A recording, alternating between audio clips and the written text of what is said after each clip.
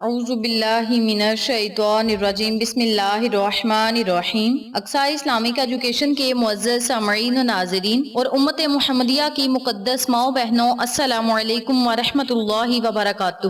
امید کرتی ہوں آپ جہاں بھی ہوں گے اللہ کے فضل و کرم سے خیر و عافیت سے ہوں گے، اور دعا گو ہوں کہ اللہ پاک آپ کو ہمیشہ صحت و سلامتی کے ساتھ پیار و محبت والی، خوشیوں والی، اتفاق اور اتحاد والی زندگی عطا فرمائے، آپ کو کبھی کسی کا محتاج نہ بنائے، آمین۔ سامعین، آج میں آپ کے ساتھ رمضان المبارک کے آخری عشرے کا وظیفہ شیئر کروں گی، جو کہ بہت ہی مجرب اور آسان ہے۔ اس وظیفے کی بہت ہی فضیلت و برکات ہیں۔ جیسا کہ آپ سب جانتے ہیں کہ ماہ رمضان کے تیسرے عشرے کی آمد ہے، ایک ہی دن باقی رہ گیا ہے اور ماہ رمضان کا تیسرا عشرہ شروع ہو جائے گا، یعنی جہنم کی آگ سے نجات کا عشرہ جو ہے وہ شروع ہو جائے گا۔ ماہ سیام کا تیسرا اور آخری عشرہ جہنم کی آگ سے نجات کا شروع ہونے والا ہے۔ اس عشرے میں لیلۃ القدر کی رات بھی موجود ہے۔ لوگ اس عشرے میں خصوصی عبادات سمیت اپنی بخشش کے لیے اللہ سے دعائیں مانگنے میں مصروف رہتے ہیں۔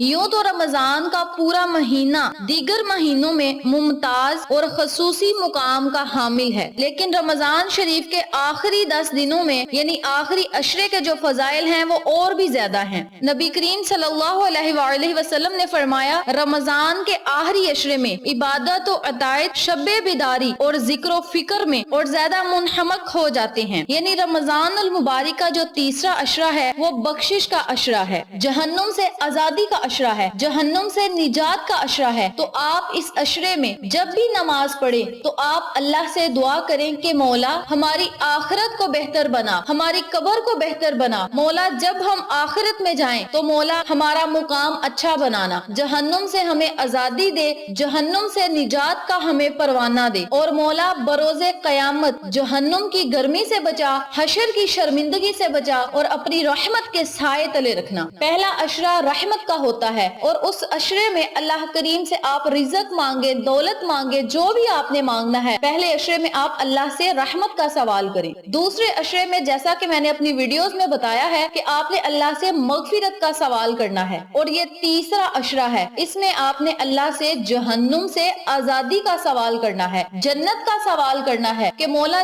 جنت الفردوس میں ہمارا مقام بنانا۔ آقا علیہ الصلوۃ والسلام نے فرمایا، جب بھی اللہ سے جنت مانگو تو جنت الفردوس مانگو، کیونکہ جنت میں ایک بہت بڑا اعلیٰ درجے کا مقام ہے جس کا نام جنت الفردوس ہے، اور سب سے بہتر اور اعلیٰ درجہ جنت الفردوس کا ہے۔ تو آپ سب سے گزارش ہے کہ ہم سب مسلمانوں کو اپنی آخرت بہتر بنانے کا موقع ملا ہے، اللہ سے معافی مانگے، اپنے گناہوں کا بوجھ اپنے سروں سے اتار دیں۔ ہو سکتا ہے یہ موقع ہماری زندگیوں میں پھر آئے یا نہ آئے، اگلا رمضان دیکھنا ہمیں نصیب ہو یا نہ ہو، اس لیے ہم سب مسلمانوں کو اللہ کریم نے موقع دیا ہے۔ اللہ تو بہانے ڈھونڈتا ہے کہ میرا بندہ مجھ سے معافی طلب کرے تو میں اسے معاف کر دوں۔ تو آپ سب نے اللہ کریم سے رو رو کر گڑ گڑا کر اپنے گناہوں سے معافی مانگنی ہے۔ ندامت کے آنسو جب آپ کی آنکھوں سے گریں گے تو اللہ کریم آپ کو ضرور بخش دے گا۔ یاد رکھیں، پوری دنیا کے سمندر، نہروں کے پانی اگر اکٹھے کر دیے جائیں، ندیوں کے پانی اکٹھے کر کے جہنم کی آگ پہ پھینکے جائیں تو جہنم کی آگ اور زیادہ بڑک جاتی ہے، یعنی وہ ٹھنڈی نہیں ہوتی۔ لیکن مسلمانوں کی آنکھ سے خوف خدا کی وجہ سے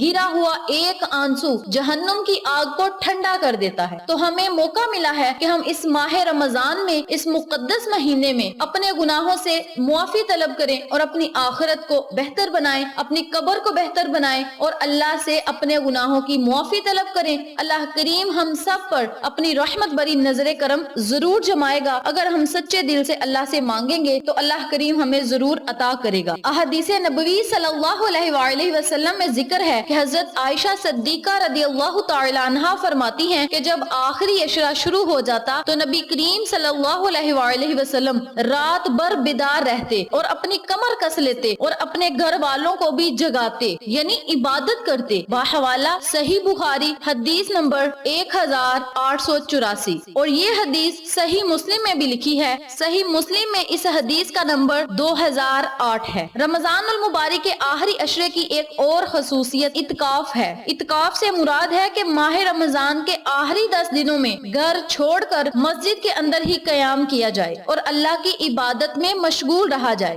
اس طرح عاجز بندہ اللہ تعالیٰ کے اور زیادہ قریب ہو جاتا ہے۔ حضرت ابو ہریرہ رضی اللہ تعالیٰ عنہ بیان فرماتے ہیں کہ نبی کریم صلی اللہ علیہ وآلہ وسلم ہر رمضان میں 10 دن کا اعتکاف فرمایا کرتے تھے، مگر جس سال آپ کا انتقال ہوا آپ نے 20 دن اعتکاف فرمایا۔ باحوالہ صحیح بخاری شریف۔ اس ماہ مبارک کی ہر گھڑی ہر ساتھ اپنے اندر اہل ایمان کے لیے بے شمار برکتیں لیے ہوئے ہیں، مگر اس مقدس مہینے کے آخری 10 دنوں کی آخری عشرے کی تاک راتوں میں تو اہل ایمان پر رحمتوں، برکتوں اور عظمتوں کا نزول اپنے عروج کو پہنچ چکا ہوتا ہے۔ اس لیے اس ماہ مقدس کے آخری عشرے کی ان 5 راتوں کی قدر کریں، کیونکہ یہ 5 راتیں تاک راتوں میں سے عظیم راتیں ہیں۔ تاک راتوں میں سے ایک عظیم رات جو شب قدر کہلاتی ہے ان 5 تاریخوں میں آتی ہے: رمضان کی 21 تاریخ، رمضان کی 23 تاریخ، 25 تاریخ، 27 تاریخ اور 29 تاریخ۔ تو آپ کوشش کریں کہ ان راتوں میں آپ نے زیادہ سے زیادہ نفلی عبادت کرنی ہے، نوافل پڑھیں، زیادہ سے زیادہ نوافل آپ نے صلاۃ التوبہ کے پڑھنے ہیں۔ صلاۃ التوبہ کے نوافل ادا کریں اور اپنے گناہوں پہ ندامت کے آنسو بہائیں۔ اللہ کریم آپ کی ہر دعا کو سنے گا اور قبول فرمائے گا۔ رمضان کے آخری عشرے میں آپ نے جو دعا پڑھنی ہے میں آپ کو پڑھ کے بتاتی ہوں، توجہ سے سن لیں اور نوٹ بھی فرما لیں۔ یہ دعا کیا ہے اور اسے پڑھنا کیسے ہے یہ بھی توجہ سے سن لیں۔ بسم اللہ الرحمن الرحیم۔